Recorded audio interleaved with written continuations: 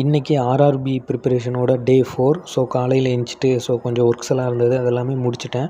இன்றைக்கி YouTube video upload பண்ணல. ஏன்னா நாளைக்கு கொஞ்சம் ஸ்டாக் இருக்குது. ஸோ இன்றைக்கி கொஞ்சம் ரெஸ்ட் எடுத்துக்கலாம் அப்படின்னு அப்லோட் பண்ணல. கொஞ்சம் ஜாப்ஸ் அப்ளை பண்ணேன். ஸோ டாஸ்க் எதுவும் வரமாட்டேங்குது இப்போதைக்கு. பட் வந்தால் கொஞ்சம் சீரியஸாக எடுத்து பண்ண ஆரம்பிக்கணும். ஏன்னா ஜாப் தான் ஃபஸ்ட் ப்ரியாரிட்டி அப்படின்னு நான் முன்னாடி இருந்தே சொல்லிகிட்ருக்கேன். சாப்பிட்டு முடிச்சுட்டு நேற்று பிளட் ரிலேஷனில் கொஞ்சம் சம்ஸ் ப்ராக்டிஸ் பண்ணேன். ஸோ அதோட மிச்சம் கொஞ்சம் இருந்தது. ஸோ அதை இன்றைக்கி காலையில் உட்காந்து முடிச்சிட்டேன்.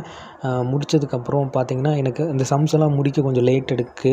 எக்ஸாம்பிளுக்கு ஒரு சம் முடிக்க 15 மினிட்ஸ் ஆகுது, 15 நிமிஷம். ஸோ அதை கொஞ்சம் குறைக்கணும். அதுக்கு ப்ராக்டிஸ் நிறைய தேவைப்படுது அப்படின்னு சொல்கிறாங்க. அதுக்கப்புறம் நம்பர் சீரிஸ் உட்காந்து இன்னைக்கு கொஞ்சம் படிக்க ஆரம்பித்தேன். ஸோ நிறைய டைப் அதில் இருக்குது. ரொம்ப கன்ஃப்யூஸ் ஆகிட்டு ரொம்ப டென்ஷன் ஆகிட்டேன். ஏன்னா ஐயோ நம்மளால் முடியாதோ அப்படின்னு. இருந்தாலும் நம்பிக்கையை விடக்கூடாது அப்படின்னு சொல்லிட்டு நான் கொஞ்சம் நேரம் உட்காந்து படித்தேன். கொஞ்சம் ப்ராக்டிஸ் பண்ணேன். ஒரு 10-15 நிமிஷம் ப்ராக்டிஸ் பண்ணேன். ஸோ கொஞ்சம் அதுக்கு மேலே என்னால் முடியலை. சரி நாளைக்கு பார்த்துக்கலாம் அப்படின்னு விட்டுட்டேன். இன்றைக்கி கொஞ்சம் வெளியே போயிட்டு வந்தேன். ஸோ பார்க்கலாம். ஸோ ரோட் மேப்லாம் கரெக்டாக நீங்கள் போட்டு வச்சுக்கோங்க. ஸோ அப்போ தான் உங்களுக்கு கரெக்டாக இருக்கும். அதே மாதிரி இந்த சிம்பிளிஃபிகேஷன், அப்ராக்சிமேஷன், நம்பர் சீரீஸ்.